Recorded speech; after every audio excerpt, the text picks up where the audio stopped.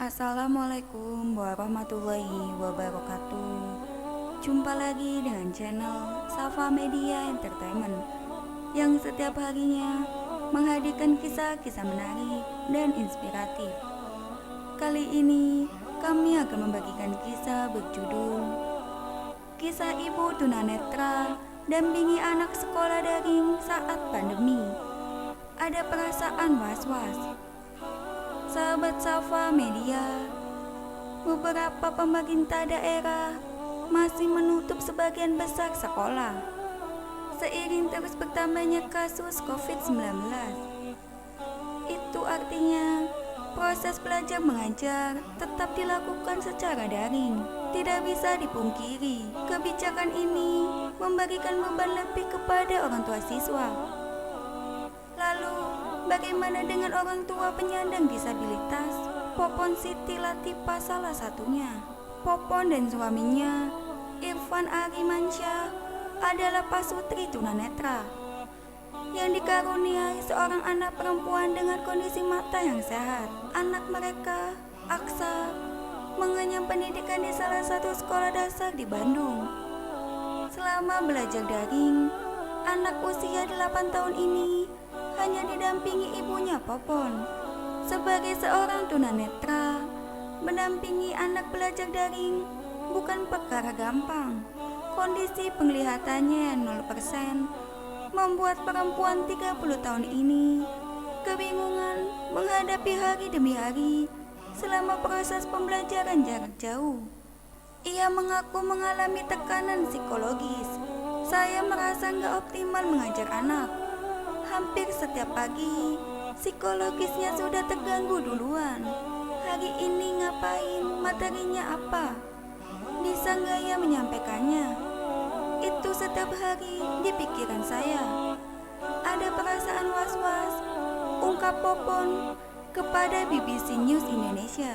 Perasaan was-was muncul antara Popon merasa tidak optimal mengajar Aksa. Ia khawatir anaknya bakal tertinggal pelajaran ketika sekolah kembali dibuka. Kalau di sekolah, kita sudah percaya ke gurunya. Paling kita tinggal mengulang. Kalau ini, tanggung jawab ada pada kita. Gurunya hanya sekedar mengarahkan. Ada kekhawatiran ketika kembali bertatap muka, anak kaget dengan materi yang sekarang. Di saat kita ingin memberikan yang terbaik buat anak, kita terkendala dengan keadaan. Tutur Popon yang merasa kesulitan. Bahkan untuk sekedar mengajarkan anak membuat garis lurus. Popon pernah merasakan kebingungan saat anaknya ditegur guru karena membuat tabel dengan garis yang tidak lurus. Padahal anaknya sudah memakai penggaris setiap membuat tabel. Setelah ketiga kali ditegur, Popon mengadu ke orang tua murid lain dan disarankan membeli penggaris baru. Ada terselip rasa minder dalam diri Popon ketika bicara dengan orang tua murid lain yang non-difabel. Padahal secara pendidikan, Popon sempat menempuh pendidikan luar biasa di Fakultas Ilmu Pendidikan Universitas Pendidikan Indonesia Bandung. Ia malah sempat menjadi guru SLB, tapi justru kesulitan menjadi guru bagi anaknya.